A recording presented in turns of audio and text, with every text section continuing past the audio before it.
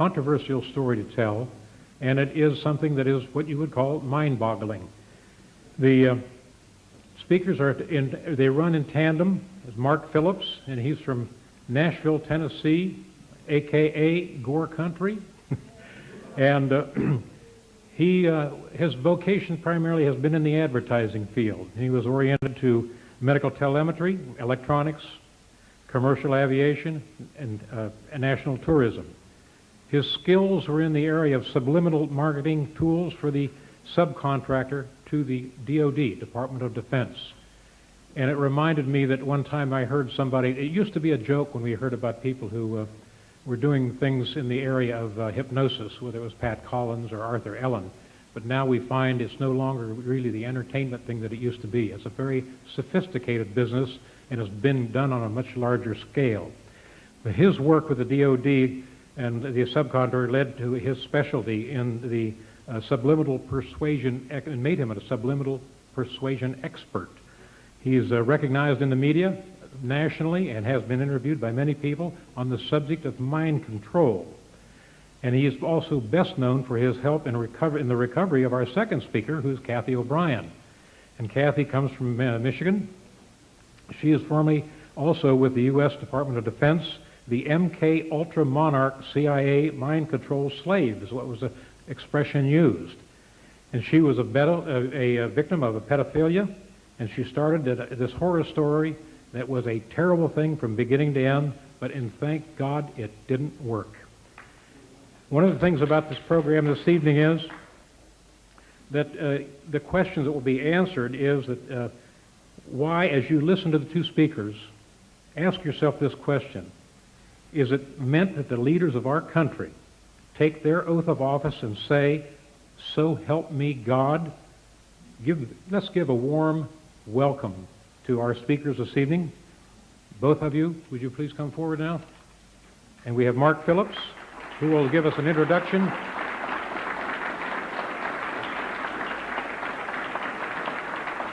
Please. And then Kathy will be followed up in about a half an hour. Thank you, John, and thank you all of Grenada Forum. You folks really represent what I fantasize will happen all across this great land, as a matter of fact, around the world. You've heard a number of speakers in the past that have enlightened you on a variety of subjects. The one tonight, this is very apropos that it be Halloween. This is probably the worst story you've ever heard. I spent a great deal of time trying to not want to believe this. But unfortunately, the evidence is that support not only Kathy O'Brien's story, and the other evidence is that Senator John DeCamp from the Nebraska cover-up, Franklin cover-up as it's known, support what you're going to be hearing tonight. In addition to that, there has been a tremendous amount of information that has surfaced over the past really 3 years that has come from people who have been on the front lines. Not only therapists, but we have got generals and colonels from all branches of the military and members of intelligence that have provided us with literally tons of documentation, not only supporting Kathy's story, but thousands of others just like her. Kathy O'Brien is not unique. I wish she were, because if she were, I would not be in front of you right tonight, because it would mean that this problem went no further. Unfortunately, that is not the case. What has happened to Kathy O'Brien is happening all around the world, and it's happening in daycare centers, it's happening in homes, and not homes of Appalachian people who lack or lack any education or any written language skills, who have been practicing incest for years. This is happening as a result of a very coordinated effort that has come out of the intelligence communities, again, from around the world. My My role in all of this is relatively simple, but nevertheless complex. I'm going to give you all a background tonight of about a few minutes of MK Ultra information, and I request that you all write some questions down for us. We cannot take verbals. We will take written questions. You don't have to sign them or put your name down there, and we'll attempt to answer as many as possible. Please make the questions relevant to the subject matter, because I can't, nor can Kathy, discuss what we may surmise are other victims, other than the ones that are the most obvious ones, like Timothy McVeigh. And again, it is not our experience. We have no proof. We only have Mr. McVeigh's admissions and some other information that would support it. But that's an example of our limits. We prefer to answer any and all questions individually, standing up in front of you, because there is no such thing as a bad question. We spent about 5.5 years on the lecture circuit with law enforcement and mental health. Now, that was done to protect us. It was also done to ferret out as much information as we could regarding other survivors, as well as ferreting out information through law enforcement, or I should say cooperative law enforcement, who were like you all, they're free thinkers, and they knew something was going on, but they didn't understand it. I will attempt to give you as much background on myself so that you'll have some understanding of how I was able to do what we've accomplished, Kathy and I. But our main concern, of course, remains the same focus, and that is to get this information out to the populace of this country and all the other countries that are affected, and we don't know many that aren't, and also to affect Kathy O'Brien's institutionalized daughter, Kelly, who, by the way, went into an institution when she was 8 years old, right after I rescued them, and she remains in that institution or a institutionalized setting to this day. I don't know how many of you all can imagine being a child and being raised in a mental institution, but I can assure you it is not a pretty sight, even though Kelly has not been mistreated as she had been prior to going into the institution. External control of the mind is not something new. It's thousands of years old. It's recorded in caves. It's recorded the exact formula for trauma-based mind control in the Egyptian Book of the Dead. Adolf Hitler was particularly interested in mind control, and he assigned his right-hand man, Heinrich Himmler, to do some research, particularly on the families of Northern European, multi-generational, sexually abused, psychologically abused, physically abused children. You see, I'm sure each of us understands, those of us that read the Bible and understand its literal interpretation about the sins of the father, understand what multi-generational abuse means. In this case, multi-generational abuse, and that begins, by the way, at birth, involves horrendous sexual and psychological and physical abuse that is put on these children by their caregivers. Well, Adolf Hitler knew that these people who are abused become very, very receptive to external control of their mind. They also develop some incredible abilities, like 44 times visual acuity. Now, I know that it doesn't take a rocket scientist, pardon the pun, to figure out how we could use somebody with 44 times the average person's visual acuity. It's called special forces. Special forces individuals are screened very carefully. Now, back when I was working for the Defense Department in a project known as MK Ultra, which was the exact project that Adolf Hitler assigned Himmler to do on multi-generationally abused children, I saw nothing of what Kathy O'Brien is reporting. I saw no abuse. What I saw in the prison systems and in the mental institutions were people who had a chance to recover their lives and their mind. I saw things that were very benevolent, and I really and truly believe the information that I was seeing would eventually reduce our prison and our mental institution populations dramatically, because I saw true rehabilitation occur without the use of trauma. Well, I was sworn to secrecy on the things that I witnessed, on the equipment that was developed, and I can assure you that in 1967, all the way up through 1973, when I was involved in this research as a Defense Department subcontractor, the equipment that I saw then was 25 to 30 years ahead of anything known on this planet in the private sector. I don't know if I was even seeing a portion of what was actually available. I don't know if what I was witnessing represented even a small percentage of what was actually occurring. But I was put into that job after months and months and months of psychological examinations because they knew I could keep a secret. I was given a Defense Department clearance. I knew about the Heinrich Himmler studies for Adolf Hitler, and I knew that Adolf Hitler wanted to develop some very serious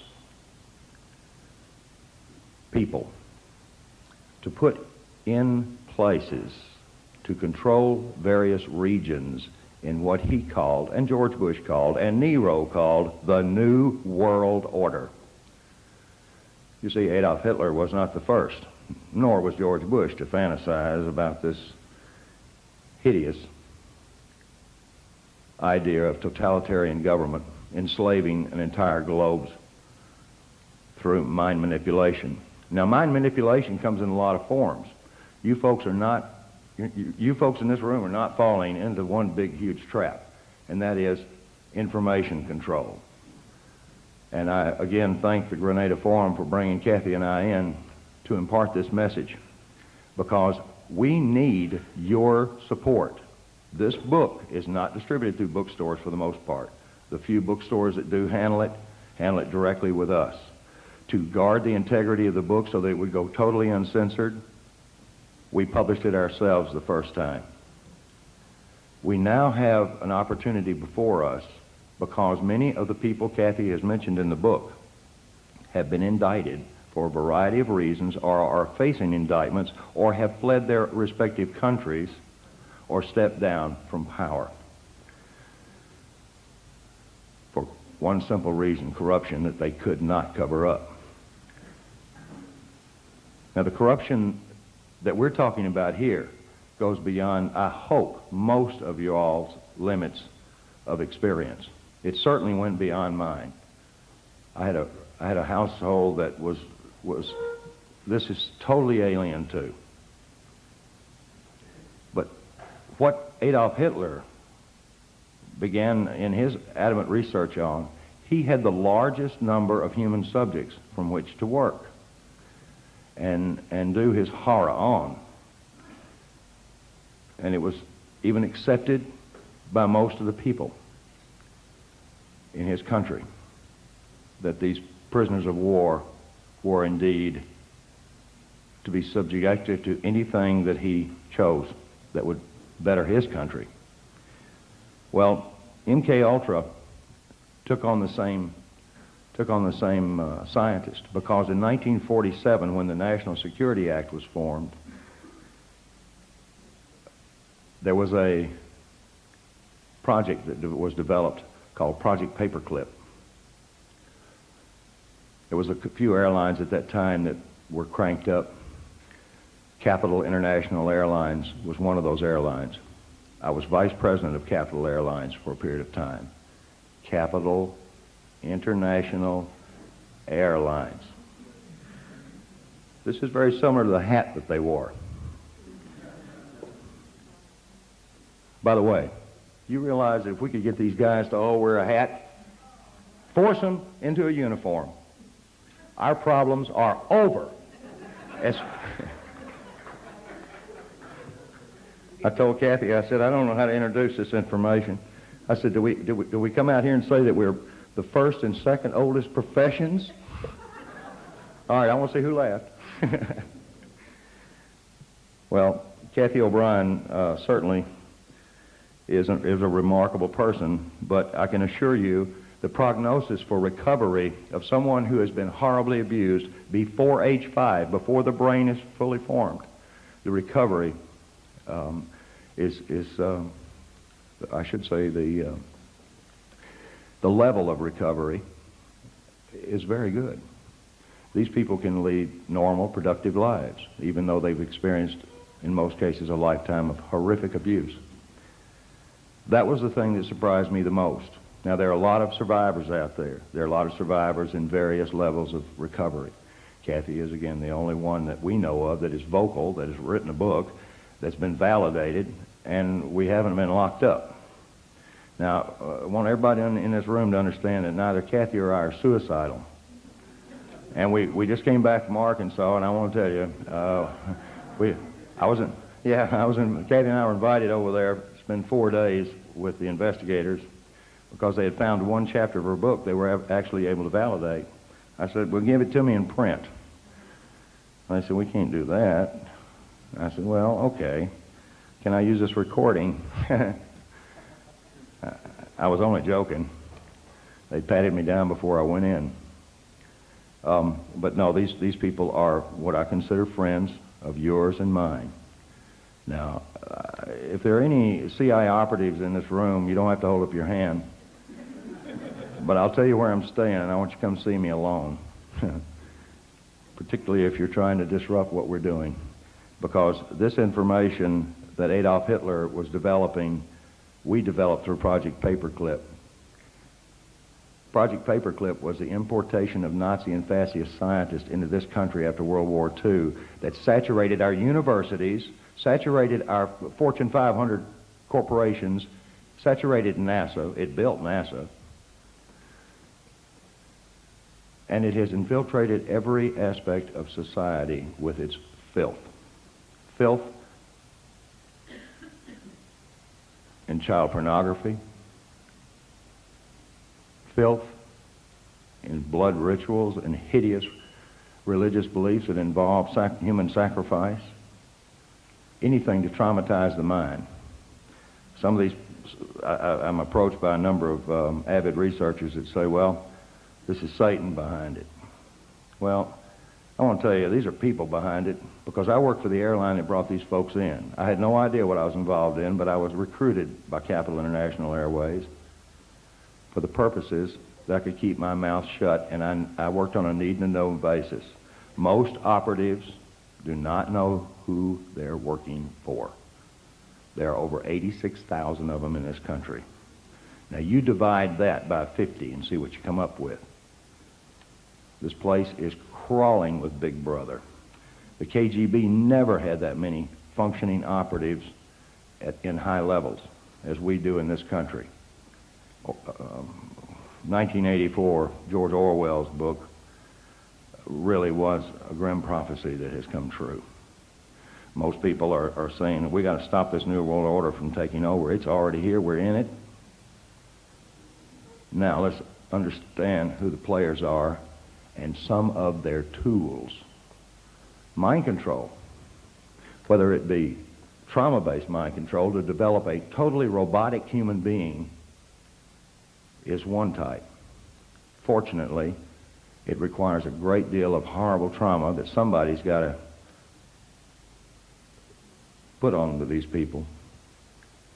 And it requires something more than just pushing a button on a console. There is equipment available now that we cannot protect ourselves from. And the amazing part about this equipment is it's available to everyone in this room. I don't quite understand the philosophy about making pain field generators, and another device called an MDD-1, which uses a dual-coil electromagnetic pulse system, which affects our cerebral cortex. Stops logical thought. You couldn't balance your checkbook if one of these things were turned on, nor could you think to turn it off. Any more than Kathy O'Brien could have thought to have walked away from her victimization. This is not the beaten wife syndrome. This has nothing to do with an economic situation. This has something to do with robotic mind control. There are tons and tons of documents. Transformation of America is a book. Our book, an autobiography, Kathy's autobiography. I wrote the first 4 or 5 chapters to give you a briefing. But what this book contains is her life, that which we can validate. When this book was printed, we had over 27,000 documents. 27,000 documents fit into 5 file cabinets. We now have over 3 tons of paperwork. General Russell Bowen recently, I won't say fled, he didn't like that, I'm sure. General Russell Bowen, who was one of the originators, and he's set up Operation Watchtower, the CIA's drug op. By the way, how many of you believe that the Central Intelligence Agency is the world's largest drug dealer? Can I see? Okay. So that makes our country the largest drug dealer on the face of the earth. And I resent this. I know now why the intelligence community did not want me for an officer. I know now why I was not privy to some of the stuff that I am now, unfortunately, very privy to. Because I think I'd have blown the whistle on them.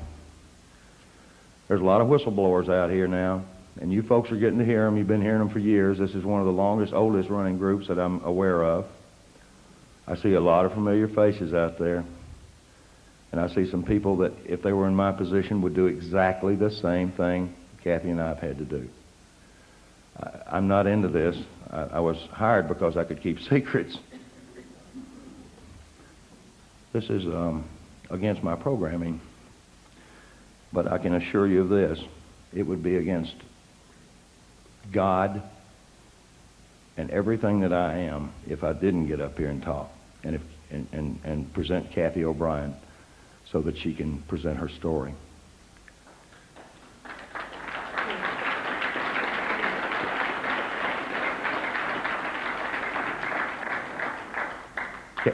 Kathy and I are really humbled by the number of people that we see that would have done the same thing. And people come up and say, oh man, we really appreciate what you're doing. I said, well, thank you.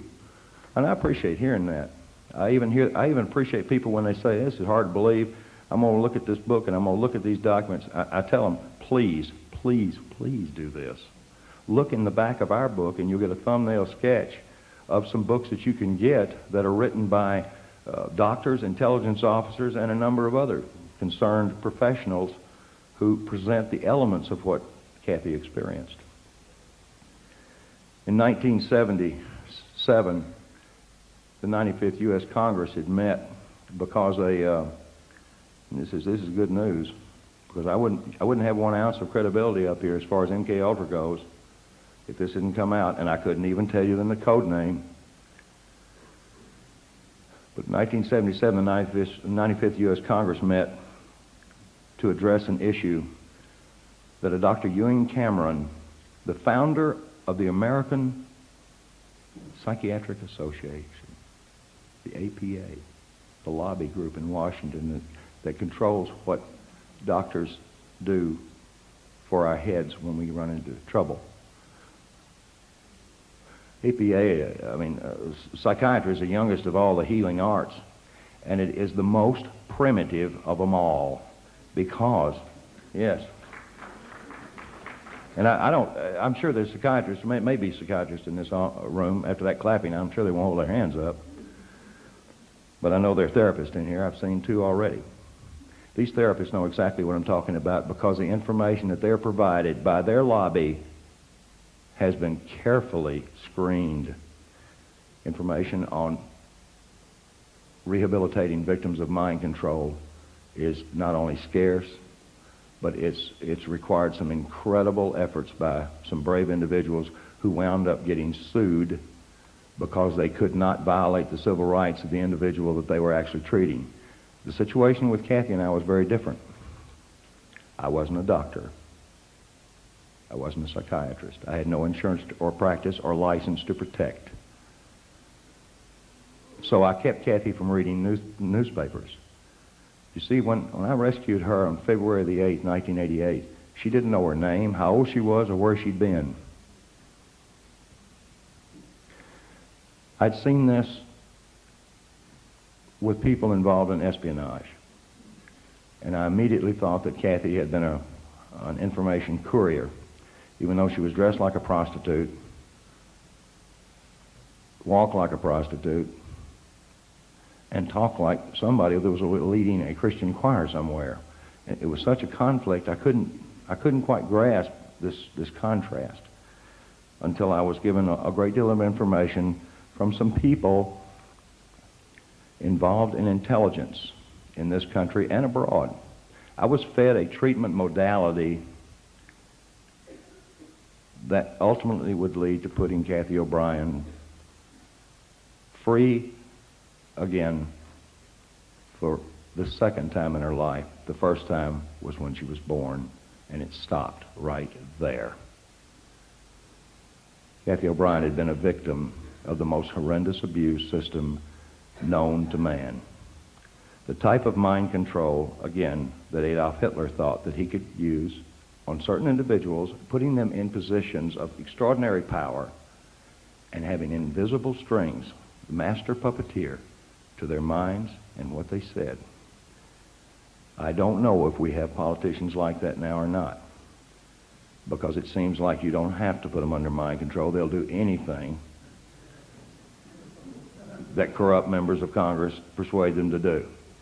I've known several corrupt congressmen that didn't have to be blackmailed with sex, that didn't have to be enticed with money or drugs. They just simply were corrupt. You see, a sociopath is a very outgoing individual. Leaders. Yeah, leaders. Yeah. Unfortunately, sociopaths have no conscience, no expression of soul. They do not relate to anyone else's pain except it gives them pleasure. MK Ultra was designed and had many, many sub-projects for developing the perfect soldier, the perfect espionage agent, things that I was told that would cover an area of our national security that no soldier and no diplomat could possibly cover. No one told me that we were using them as drug mules and prostitutes. No one told me that we were using them for breeders so that children could be provided sheiks, world leaders. No one told me that we were using them for money laundering operations. When I rescued Kathy and her daughter, the information about this is in the book. It took me a year to put Kathy back together, literally, with a whole lot of help and a whole lot of love. Other therapists don't have that latitude. They can't love their patients. They can't keep them away from telephones. They can't keep them away from newspapers and TVs. And they wind up getting contaminated because they're highly suggestible. They see an ad for fried chicken, they can smell it. Now, I dreamed as an ad man to be able to produce ads like that. I worked real hard just to get somebody to go, nice ad. But nobody ever drooled on any pages that I ever put out. And I used subliminal. I used a form of neurolinguistics those of you who do not know about NLP should learn. Tony Robbins is an advocate of NLP, and he teaches it. Matter of fact, he taught George Bush and he taught Bill Clinton, and there's nothing wrong with Tony Robbins. He's not a bad guy. He's a smart businessman. And any smart businessman these days knows the value of neurolinguistics, or the language of the unconscious. I always call it the language of the subconscious, and I'm getting outvoted by all the mental health people. They're saying, that's not right. Unconscious. Well, to me, it's the subconscious. But the language of the subconscious provided me the codes, keys, and triggers to unlock all the rest of the doors in Kathy's mind that pertain specifically to her abuse. It gave me information like bank account numbers first. And I found that rather unusual until I found out that most people who had worked around MK Ultra and knew anything about deprogramming, and by the way, it's nothing more, I'm nothing more than a hacker. Instead of hacking a hard drive computer, I'm hacking the hard drive up here. This job as a hacker provided me some incredible information on bank account numbers. And instead of going down and looting the bank accounts and having to hide for the rest of my natural life in luxury, I took them to the FBI and gave them to them. Not because I knew they were clean or dirty. It's because I didn't want them to kill me over it. I provided everything that's in this book over a period of 3.5 years to every state, federal, and local law enforcement agency that was directly involved with this case. And the names of over 1,000 agencies and people are in this book. I wanted to get this before Congress. I wanted to get it before Congress like happened in the 95th U.S. Congress in 1977, when the wife of a Canadian cabinet member had gone in to a mental hospital in Montreal where Dr. Ewan Cameron was practicing. I wonder why they say practicing. And she came out as a vegetable. Well, the cabinet member, I don't recall his name right now, he was just incensed on trying to find out what had happened to his wife. They'd put her through horrific electroshock tortures and every other conceivable torture, drugs, hypnosis.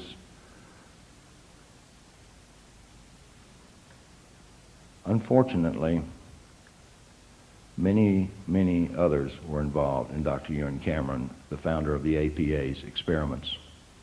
Some of those recovered ones, I'm in touch with 2 of them, and these people are highly functional and most likely will be doing the same thing we're doing. One of them will be in the very near future.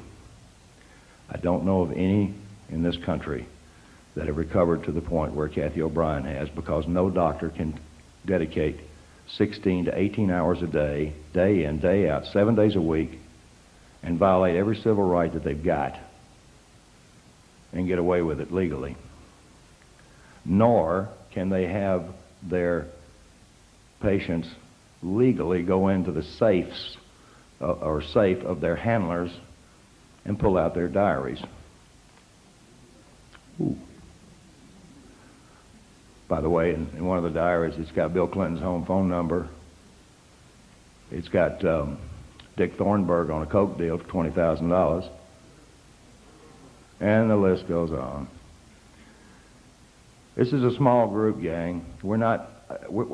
I suppose, if you consider the population of the United States, it's so fractional, these bad guys that are in control of all of us, it's so fractional that we wonder what on earth could they be doing. People wonder how does Clinton survive all of these attacks against him? How did George Bush survive the attacks against him? Well, he didn't. He went out of office, but I don't believe anything changed. I believe the guy that he had for his replacement did exactly what he wanted to do, like start out with NAFTA and GATT. We're, as David Icke so eloquently said, a one-party system. There are ways to change that, and there are a number of people that are making some very positive efforts in that direction. But that's their job. My job and Kathy's job is to stand before groups like you, very nervous, because we're not nervous that we stand in front of you so much as we want to make sure that the information you get will excite you enough to where you'll go out and talk about it, or go out and investigate it and talk about it some more. That's all we want to do. We attempt to get our books out by the case, and they get real cheap when you buy a case of them. One box of books, 36 books, $252 if we deliver them. This book is information. It is truth, and it is truth that will set us free. I am absolutely intent on the idea that the information contained in this book will indeed reach the eyes of those who can see. And the information contained on this video that's being produced right now will reach the eyes of those that can hear and see truth, so that they will get out and begin to wonder why Sirhan had the same psychiatrist, Jolyon West, Lee Harvey Oswald, Timothy McVeigh. Now, boy, I'll tell you, this guy is real popular. He's right down here at UCLA. He was also the first person to call me on my unlisted, unpublished, fake name telephone out in the boonies outside of Anchorage, Alaska, after I rescued Kathy and her daughter. And a woman by the name of Margaret Singer, who may be a friend of one or two of y'all out there, but I don't miss a chance to bring out the fact that she was the one that sent another character in on us up there. I wasn't connected well enough to be told not to do anything on my own. And at the time, I was absolutely out of my mind from hearing this stuff. I was suffering from what is known as post-traumatic stress disorder. I was shell-shocked after hearing what Kathy and Kelly were showing me, and then or telling me, and I was showing this information to members of the intelligence community and members of U.S. Customs and other branches of federal law enforcement who validated it for me, thank you. I apologize to everybody that buys our book and reads it, because I tried to make my portion of it informative enough to where it wouldn't hurt you. And I told Kathy that she had to include enough detail in the book, such as the anatomical details of her alleged abusers, so that we could get them into court and make them drop their pants.